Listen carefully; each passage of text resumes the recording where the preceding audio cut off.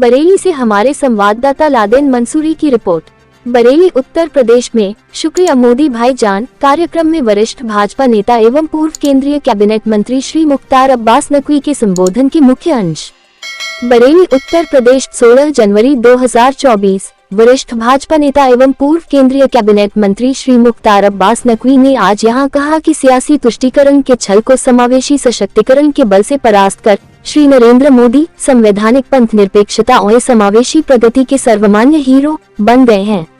श्री नकवी ने कहा कि सांप्रदायिक ध्रुवीकरण के सियासी रिवाज को सशक्तिकरण के समावेशी मिजाज से पछाड़कर मोदी जी भारत के विकास और विश्वास की प्रामाणिक गारंटी बन गए हैं। आज बरेली में शुक्रिया मोदी भाईजान कार्यक्रम में भारी संख्या में मौजूद अल्पसंख्यक समाज को संबोधित करते हुए श्री नकवी ने कहा कि हमें इस हकीकत को नजरअंदाज नहीं करना चाहिए कि मोदी सरकार ने विकास में किसी के साथ कमी नहीं की तो उनके प्रति किसी को विश्वास में कंजूसी नहीं करनी चाहिए।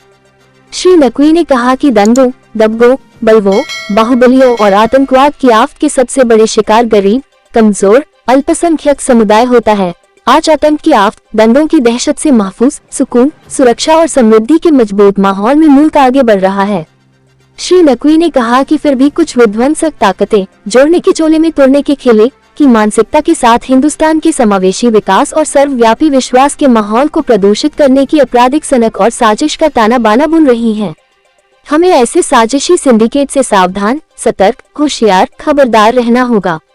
श्री नकवी ने कहा कि समाज के सभी वर्गों के साथ ही अल्पसंख्यकों के लिए भी मोदी युग सुरक्षा, समृद्धि, सशक्तिकरण का स्वर्णिम समय साबित हुआ है। हमें समावेशी सशक्तिकरण की ताकत को सांप्रदायिक तुष्टीकरण की आफत से बचाना होगा। कुछ सामंती सुल्तानों की भारत की धाक धमक को धूमिल करने की धूर्ततापूर्ण धुन को हमें धूसरित करना होगा। श्री नकवी ने कहा कि अल्पसंख्यकों के समान अधिकार, सुरक्षा, समृद्धि, सशक्तिकरण के बराबर की हिस्सेदारी भागीदारी के साथ आगे बढ़ने के बावजूद कुछ भारत विरोधी ताकतें अंतर्राष्ट्रीय जगत में इस्लामोफोबिया, असहिष्णुता, अल्पसंख्यकों के साथ भेदभाव की साजिशी दुष्प्रचार के जरिए मोदी जी और भारतीय समाज को बदनाम करने की सांप्रदायिक साजिश के सूत्रधार सक्रिय हैं। अफसोस की बात है कि कुछ भारतीय राजनीतिक दल भी इस राष्ट्र विरोधी छल को राजनीतिक बल देने में भागीदार बने हुए हैं।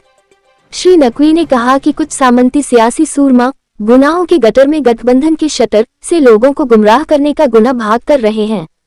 ये राजनीतिक दल इस बात को हजम नहीं कर पा रहे हैं कि प्रधानमंत्री नरेंद्र मोदी स्थिरता और विश्वसनीयता के साथ देश के सम्मान, समृद्धि, समावेशी सशक्तिकरण की ईमान, इकबाल, इंसाफ की इबारत लिखने और समाज के सभी वर्गों के साथ अल्पसंख्यकों को भी तरक्की के सफर का हमसफर बनाने में कैसे सफल हो गए।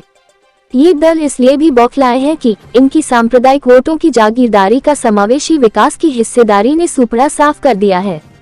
श्री नकवी ने कहा कि देश में इस समय दो ही चर्चा है, एक तरफ परिवार तंत्र की मोदी हटाओ सनक, दूसरी तरफ पब्लिक की मोदी जिताओ हैट्रिक संकल्प। पब्लिक का यही संकल्प सामंती सूरमाओं को 24 के चुनाव में चारों खाने चित करेगा।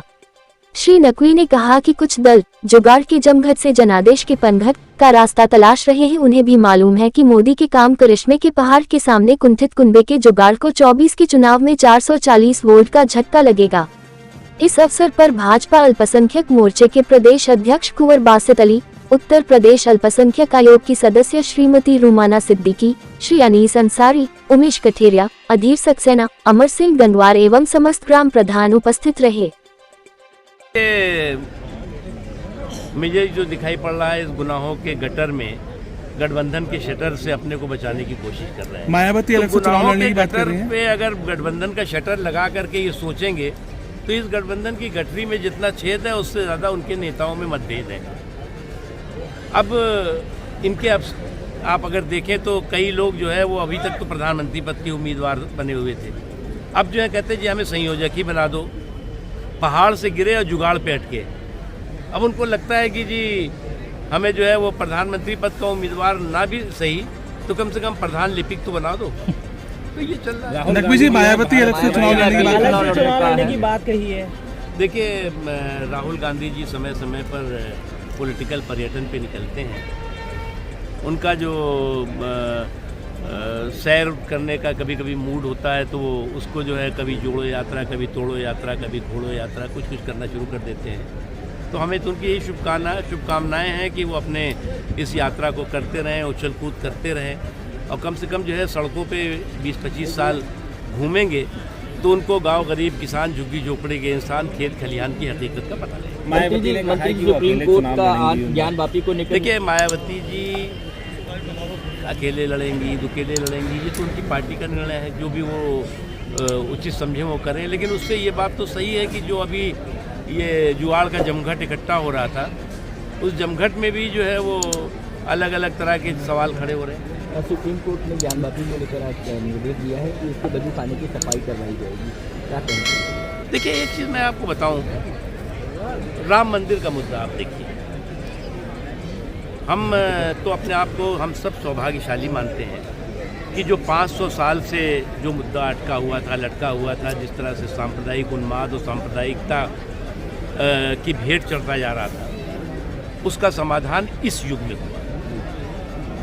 अगर नरेंद्र मोदी जी, अमित शाह जी, योगी आदित्यनाथ जी ना होते तो सुप्रीम कोर्ट का राम मंदिर के मुद्दे पर भी जो निर्णय हुआ है उसका भी हश्र, जो शाहबानों का निर्णय का हश्र हुआ था, वो होता। और रामलला को अभी भी जो है 500 साल और टेंट में रहना पड़ता है। ये तो नरेंद्र मोदी जी, अमित शाह जी, योगी आदित्यनाथ जी के शासनकाल का समय है कि सुप्रीम कोर्ट के फैसले को प्रभावी करने के लिए राम मंदिर के निर्माण में जो रोड़े थे उसको हटाने का निर्णय के साथ आज राम मंदिर का राम जन्मभूमि का निर्माण हो रहा है। और एक चीज़ मैं देख रहा हूँ, जो लोग इसे हिंदू मुसलमान की बात करते थे, आज इसको लेकर के समाज के सभी वर्गों के साथ मुस्लिम समाज भी खुश है।